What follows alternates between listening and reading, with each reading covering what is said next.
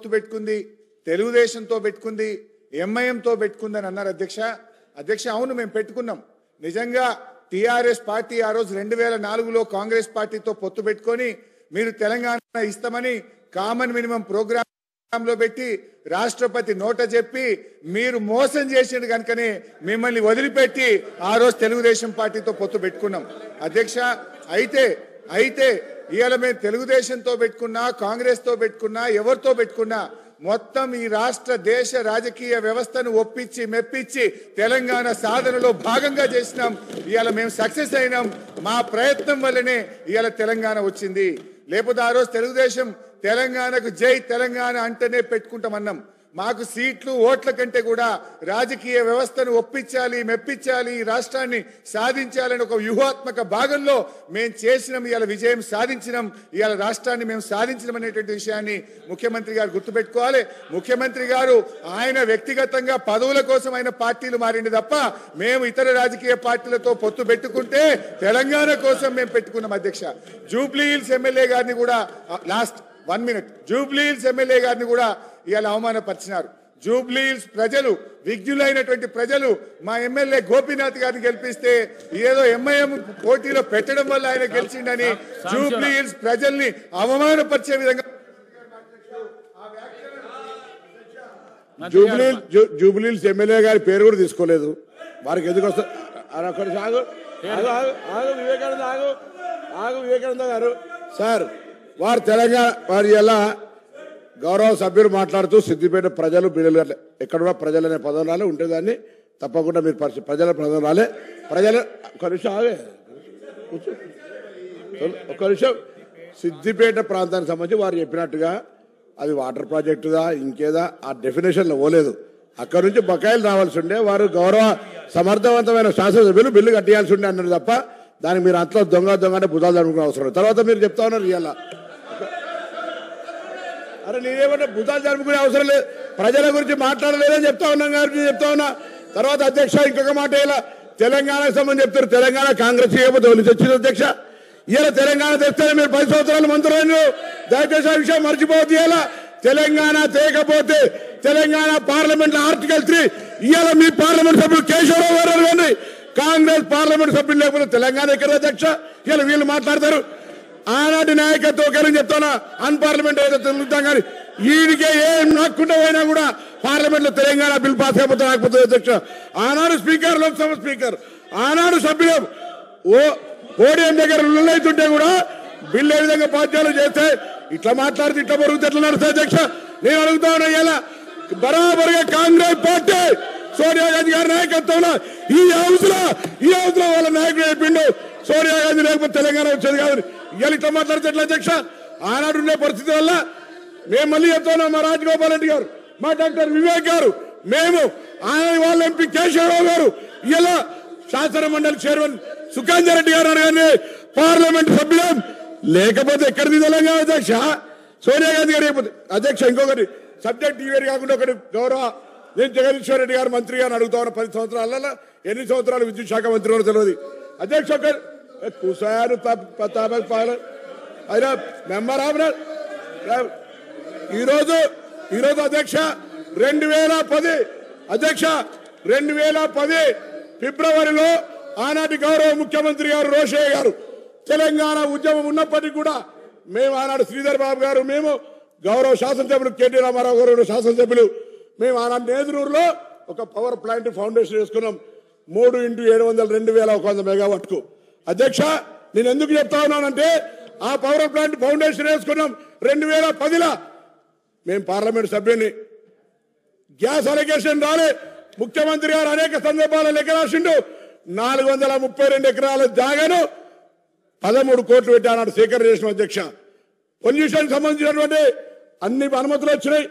Water sanction తీసుకున్నాం. దానికి సంబంధించిన పర్యావరణ అనుమతులతో పాటుగా మొత్తం అనుమతులు వచ్చాయి అధ్యక్ష. మేము చేస్తలేమని గౌరవ సభ్యుడు వేరే ఈ సభలలో పేర్లు వద్దు కాబట్టి చెప్తాను. నేను చెప్పినాక చెప్పు సార్. నేను గౌరవ సభ్యులు మిగతా లేని వాళ్ళ పేరు తీసుకోవద్దు కానీ నేను తీసుకుంటలేను. వాళ్ళు మా పిండ ప్రదానం చేసిన అధ్యక్ష అన్నాడు. నేను బతికున్నటువంటి పార్లమెంట్ సభ్యుని ఆ ప్రాజెక్ట్ ఎందుకు చేస్తలేరని మా పిండ ప్రదానం చేశారు. ఇవాళ వీళ్ళు 10 ఏళ్ళ అధికారం మేమేం చేయాలి అధ్యక్ష? వీళ్ళకి ఇవాళ ఆ ప్రాజెక్ట్ ఎందుకు కట్టాలి? బొగ్గులేని యాదాద్రి భద్రత చేస్తారు.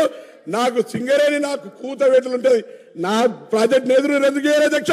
432 ఎకరాల జాగా సేకరించి ఎదగట్లేదు ఉంది అధ్యక్ష. దానికి పర్యావరణ అనుమతులు కాదంటే మీకు పేపర్ పంపిస్తా. పర్యావరణ అనుమతులు, లోయర్ మేనర్ నుంచి నీటి శాంక్షన్, ఎవ్రీథింగ్ పబ్లిక్ హియరింగ్ కూడా అయింది అధ్యక్ష.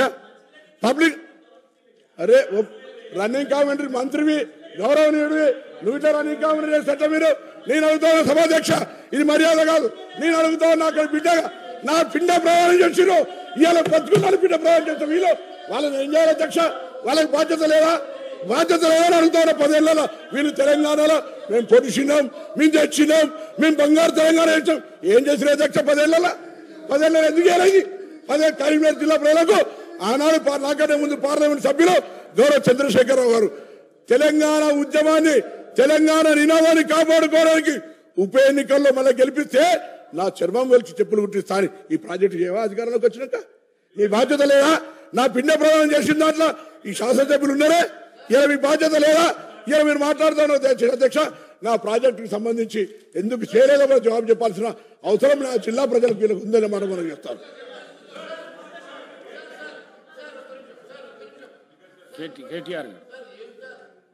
సార్ 55 సంవత్సరాల కాంగ్రెస్ పార్టీ చరిత్ర, కాంగ్రెస్ పార్టీ నిర్వాకం, విద్యుత్ విషయం అడుగుతారు ఇనరా మళ్ళా అదే చెప్తున్నా. అధ్యక్ష నేను చెప్తలేను. వైట్ పేపర్లో ఇలా చాలా గొప్పగా ఈ ప్రభుత్వమే స్పష్టంగా చెప్పింది అధ్యక్ష. ఏం చెప్పింది అధ్యక్ష?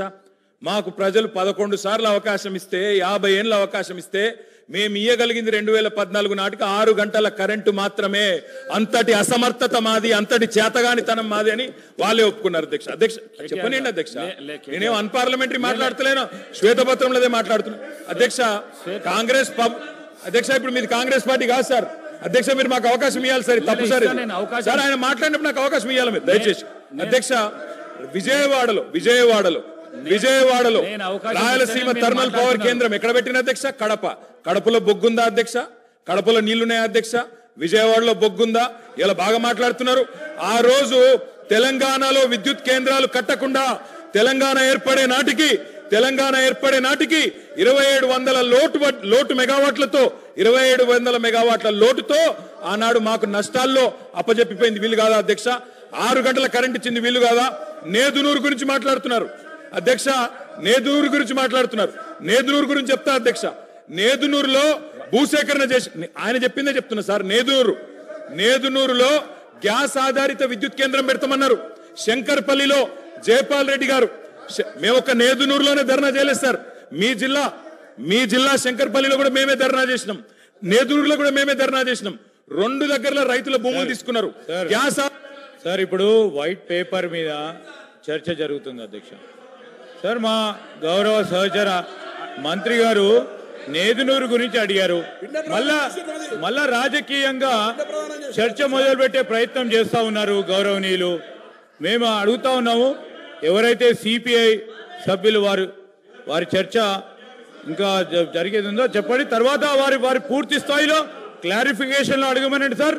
తప్పకుండా పూర్తి స్థాయిలో వారు జవాబు చెప్తారు పవర్ మంత్రి గారు. దయచేసి మరి ఆ చర్చను కొనసాగించే విధంగా సిపిఐ గౌరవ శాసనసభ్యులకు అవకాశం అనుకుంటారు.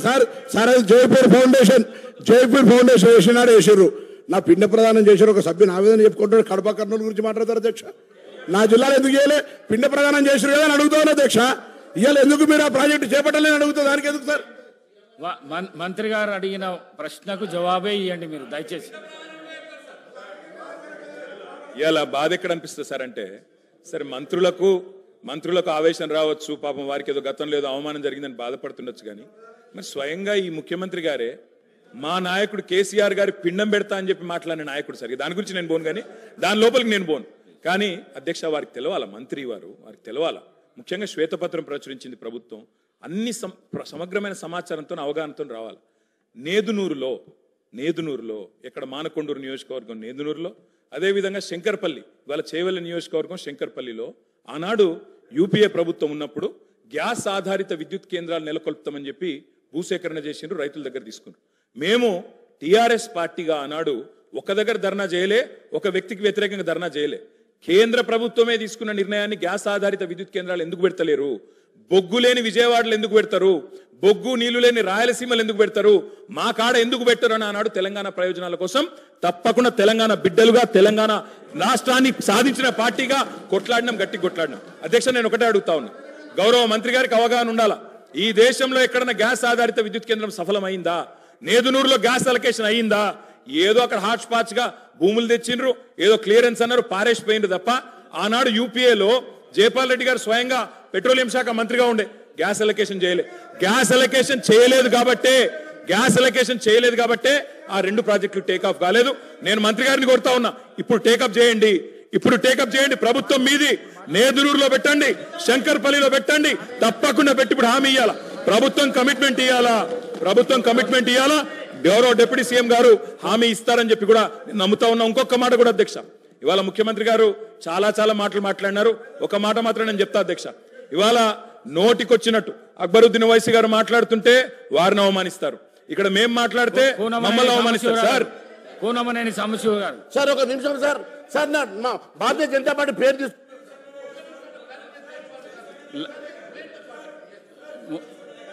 డిస్కషన్స్ అయితే కానీ కూనమనేని సాంబశివరావు గారు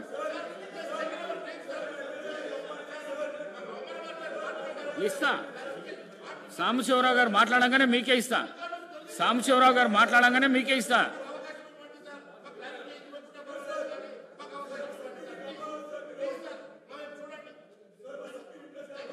మాట్లాడండి మహేశ్వర్ రెడ్డి గారు. సార్ ఒక నిమిషం.